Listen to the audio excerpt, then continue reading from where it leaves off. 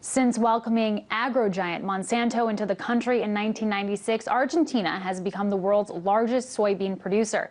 Today, nearly 100% of its soy crop is genetically altered, with Monsanto providing much of the pesticides used in the country. But we're now learning that this overabundance of chemicals isn't just confined to Argentina's crops. A new AP report shows that they're having enormous effects on the 12 million people who live in the country's farm belt.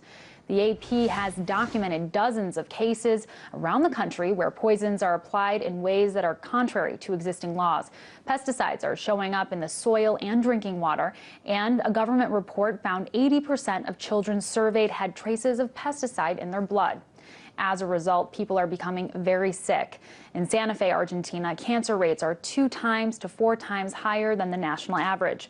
And in another province called Chaco, birth defects have quadrupled. But Monsanto denies that health problems in the country are caused by its pesticides.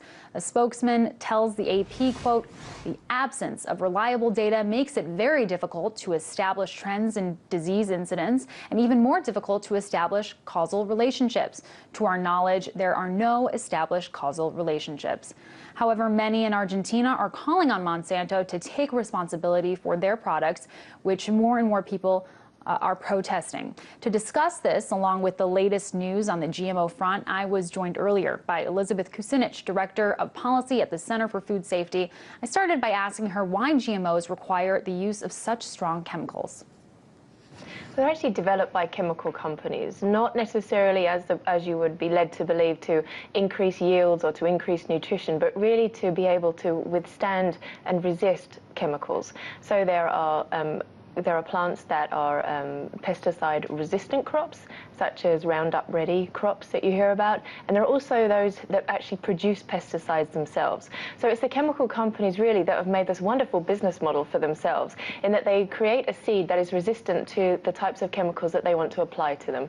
So for example, Roundup-ready corn is resistant to Roundup, which is the chemical that goes on it, or glyphosate, which is actually called. So we see that it's just an actual partnering of the two technologies. Wow. Well, what kinds of effects are these pesticides having on human health? And, why are we really learning about them now, sort of 15 years after they were initially put into use in Argentina? Yeah, well, actually, all across the world, we've known about pesticide poisoning. It's an everyday occurrence, very sadly, among farm workers and people who live in rural communities that are neighboring fields and plantations that are being sprayed with pesticides. So we've known about it for a long time. It is a big issue in the United States as well as in countries like Argentina that you've just brought up. But I'm very glad that people are actually listening to it and actually becoming more aware of it now. Absolutely. And of course, Monsanto is rejecting this claim outright, saying that the pesticides are not causing this, that there's no causal link. They say the absence of reliable data means it's difficult to establish that link. So what do you make of that argument?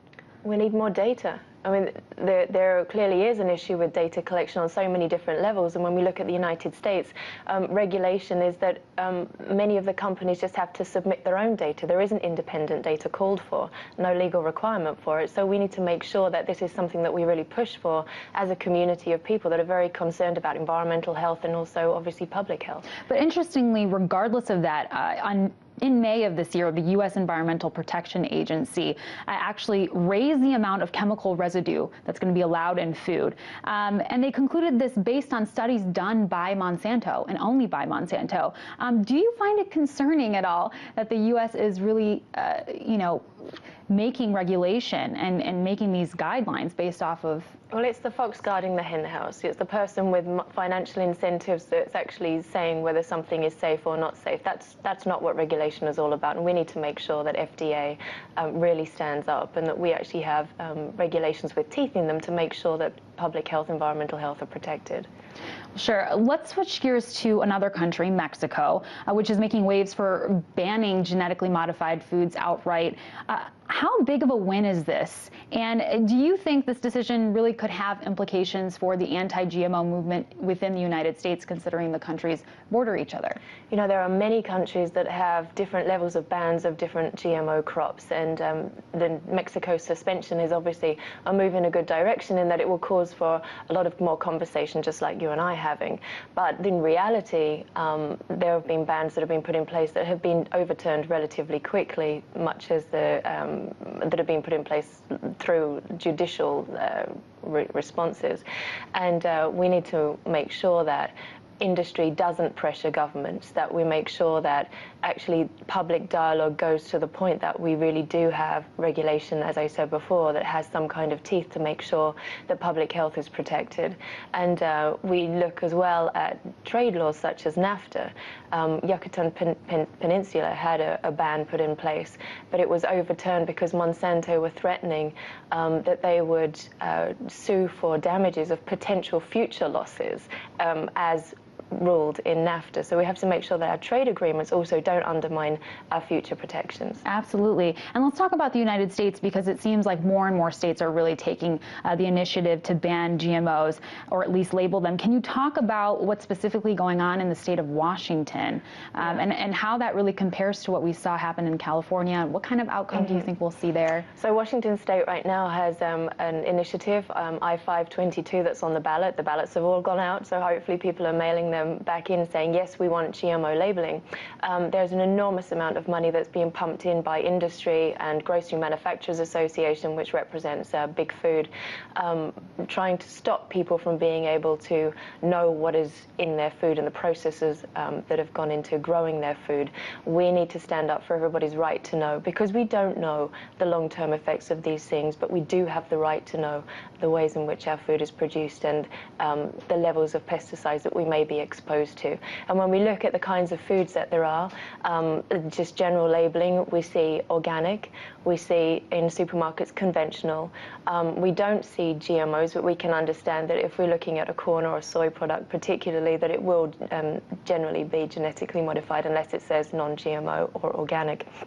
And when we look at these three systems of agriculture, we can see that GMOs, really because of the partnering of the chemical applications with seed development, that they would be extremely contaminated with pesticides. Conventional would be moderately contaminated, and organic would be minimally contaminated and is about as pure as we can get in the United States. So just as a general guide for people, we need to make sure that if and where possible, you buy organic. Absolutely. Well, there's certainly a huge momentum right now that we're seeing all over the world. And so hopefully that momentum continues. Absolutely. I do appreciate you coming on Thank and you. sharing your insight. Elizabeth Kucinich, Director of Policy at the Center for Food Safety. Thank you. Thank you.